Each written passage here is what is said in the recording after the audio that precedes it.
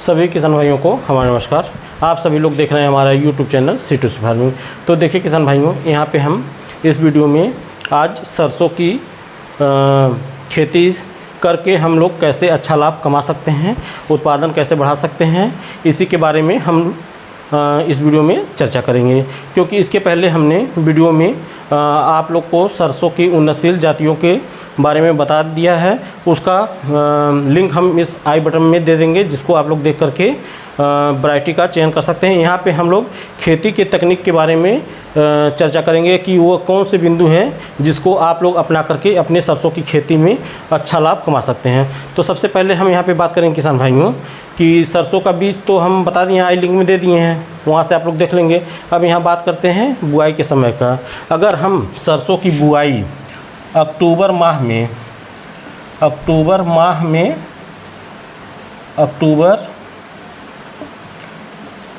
में करते हैं तो हमारे सरसों का जितना उत्पादन होता है वो कभी घटेगा नहीं। अगर हम देर से बुआई करते हैं तभी जा कर के हमारे सरसों का उत्पादन घटता है किसान भाइयों। अब यहाँ पे बात करेंगे हम बीज दर की। तो हमें कितने बीजों की आवश्यकता होती है। मान लीजिए यहाँ पे हम एकड़ और हेक्टेयर की ही बात करेंगे किसान भाइयों, क्योंकि बीघा और बिस्वा, कट्ठा, मंडा, ये सारा पैरामीटर्स हर क्षेत्र के हिसाब से अलग अलग होता है। तो यहाँ पे हम एकड़ और हेक्टेयर की बात करेंगे। तो यहाँ आप लोगों को 1 एकड़ क्षेत्रफल के लिए 2 किलो बीज की आवश्यकता होती है। 2 केजी बीज की आवश्यकता होती है प्रति एकड़ सरसों की। 2 केजी बीज 1 एकड़ के लिए पर्याप्त होता है। क्योंकि इस समय की जो भी प्रजातियां यानी किस्में आ रही हैं वो बहुत अधिक बड़ी होती हैं, तो उसमें ब्रांचिंग बहुत अधिक होती है।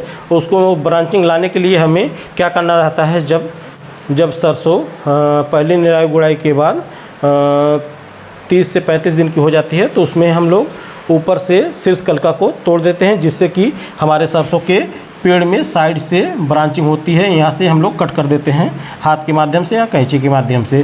तो यहाँ पे जितना ब्रांचिंग होगा उतना ज़्यादा उत्पादन हम लोग को इसमें फलियों के रूप में मिलेगा किसान भाई, इस तरह से। तो ये क्रिया भी अपना के कर सकते हैं। अब सबसे ज़रूरी और महत्वपूर्ण बात यह है कि हमें इसमें खाद की मात्रा कितनी प्रयोग करनी चाहिए।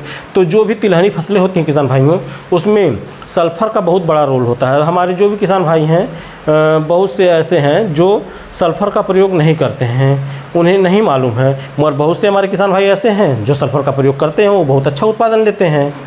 तो इस तरह से आप लोग अपने सरसों की खेती में किसान भाइयों सल्फ़र का प्रयोग अवश्य करें, क्योंकि इससे 10% तक आप लोग के सरसों में तेल की मात्रा बढ़ जाती है। तेल की मात्रा बढ़ जाएगी, 10% तेल की मात्रा बढ़ जाती है। अब 1 एकड़ क्षेत्रफल के लिए हमें कम से कम 2 बोरी जिप्सम का प्रयोग करना चाहिए। जिप्सम में 2 कंटेंट होते हैं, कैल्शियम होता है और सल्फ़र होता है। जो सल्फ़र तिलहनी फसलों के लिए बहुत ही महत्वपूर्ण होता है। अगर जो किसान भाई जिप्सम नहीं प्राप्त करते हैं, हाँ एक बात और, जिप्सम पे भी सरकार द्वारा 75% अनुदान दिया जाता है। इसकी कीमत 240 रुपये है। इस पे 75% का अनुदान मिलता है। तो यह आप लोगों को 240 यानी कि 65 या 70 रुपये में प्राप्त हो जाएगा 1 बोरी। 65 या 70 रुपये में प्राप्त हो जाएगा 1 बोरी 50 किलो का। तो इस खाद को मतलब इतना अच्छा, इतना सस्ता कोई खाद नहीं किसान भाइयों, इसका भी प्रयोग कर सकते हैं। अगर इसका प्रयोग आप लोग नहीं करते हैं तो आप लोग सिंगल सुपर फास्फेट का प्रयोग कर सकते हैं। 100 केजी 35 किलो यूरिया का प्रयोग कर सकते हैं, और 25 किलो 100 किलो SSP यानी कि single super phosphate, 35 kilo KG urea का प्रयोग कर सकते हैं, और 25 केजी MOP यानी कि म्यूरेट ऑफ पोटास।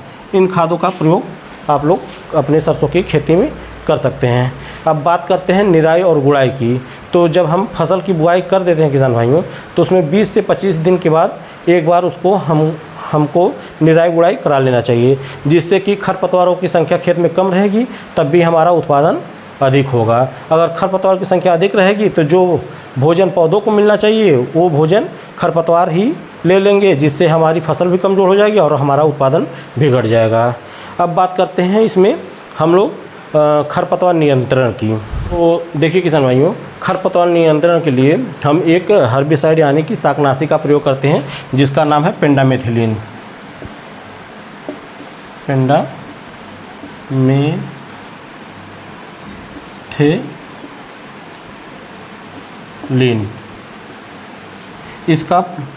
इसको हम लोग बुआई से 2 से 3 दिन के बाद प्रयोग कर सकते हैं।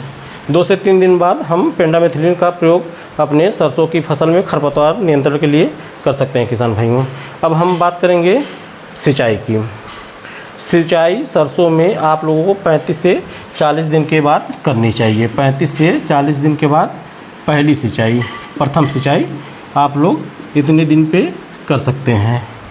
और जो आप लोग को शीर्ष कल का तोड़ने की बात हुई है, ये इसके पहले ही होगा। उसके बाद हम लोग सिंचाई करेंगे। सिंचाई करने के बाद किसान भाइयों, इसमें हम लोग प्रति एकड़ 35 केजी यूरिया फिर से छिड़काव करेंगे। यूरिया का छिड़काव करेंगे। उसके बाद किसान भाइयों, अगर जब फसलें 65 से 70 दिन की हो जाती हैं और उसमें माहों का प्रकोप बढ़ता है, क्योंकि ठंडी उस समय आती है तो ठंडी में ही माहो कीट लगता है, तो उसके नियंत्रण के लिए हम लोग सबसे कारगर दवा इमिडाक्लोरोपीड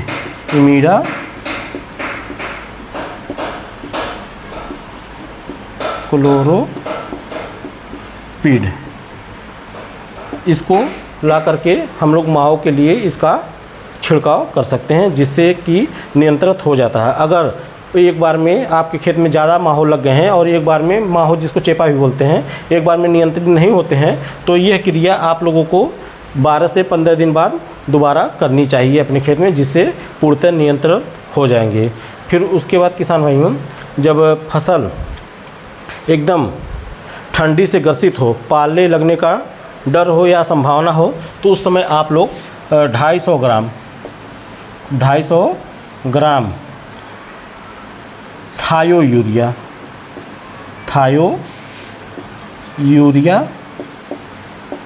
यूरिया को 200 लीटर पानी में घोल करके अपने पूरे खेत में छिड़क सकते हैं, जिससे कि आप लोग की फसल पाले से बच जाएगी किसान भाइयों। और जो भी किसान भाई हमारे मतलब अच्छी प्रकार से खेती करते हैं, अगर माहो कीट लगने से पहले वो नीम ऑयल का प्रयोग करते हैं तो ये सबसे अच्छा है, क्योंकि तेल जो उत्पादन होगा उसको हम भी तो घर पे प्रयोग करेंगे। तो जहाँ तक संभव हो सके इसको पहले हमें कीटनाशक न प्रयोग करके जो जैविक रसायन हैं उनका प्रयोग करना चाहिए किसान भाइयों। अब हम लोग इसमें पौधों से पौधों की दूरी और कतार से कतार की दूरी कितनी रखें उसको चर्चा करेंगे। उसके बाद ये इसकी कटाई किस अवस्था में की जाए, जिससे कि हमारे जो खेत में फसल पक के तैयार हो उसका नुकसान न हो। तो बहुत से किसान भाई जब पूरी फसल पक के तैयार हो जाए तब कटाई करते हैं, इसी का चर्चा करेंगे। तो देखिए किसान भाइयों, सबसे पहले हम आप लोग को बताना चाहेंगे कि दूरी के लिए 45 × 20 रखते हैं। 45 ये कतार से कतार की दूरी होती है, कतार से कतार की दूरी, और 20 जो होता है ये पौधों से पौधों की दूरी होता है। तो इतने दूरी पे आप लोग सरसों, जैसे मान लीजिए यहाँ पे एक पहली कतार है ये और ये दूसरी कतार है, तो इसके बीच की दूरी 45 सेंटीमीटर हम लोग रखेंगे। और ये मान लीजिए पहला पौधा है, ये दूसरा पौधा है, तो इसके बीच की दूरी हम लोग 20 सेंटीमीटर रखेंगे किसान भाइयों। यही होता है पौधों से पौधों की दूरी, मतलब यानी कि कितना हम लोग स्पेसिंग रखेंगे, क्योंकि बहुत से पौधे ऐसे होते हैं जिसमें पूरा मतलब स्पेस नहीं मिलता, स्थान नहीं मिलता, जिसके कारण भी उत्पादन हमारा कम हो जाता है।